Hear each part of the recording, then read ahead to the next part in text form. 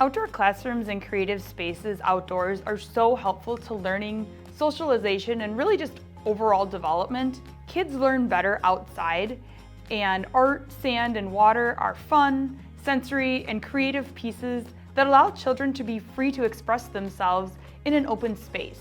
We've created these outdoor events to be used freestanding or under a deck, using that space that is often ignored or wasted play space.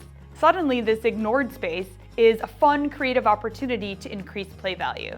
When children first see these stations and they approach them, they really kind of go into this discovery phase. They don't know exactly what these pieces do or how to interact with them, so they have to figure that out initially.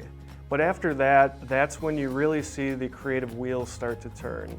What they'll do is they'll begin to scavenge the entire play space and look for those loose parts that they can bring back, and they can start to do experiments. Burke's new balance scale is a really exciting activity, and this is really exciting because kids can play around with different masses and densities of materials, and this discovery gives them that laboratory type experience. So while they're playing, they're actually going to be learning too. Another freestanding event that we're launching this year is our turbo machine, and this is a really dynamic piece that generates motion by placing loose materials up on the upper platform and then pushing them into a hole where they're able to cascade down onto a turbine. And that turbine begins to spin faster and faster the more material that you push into that hole.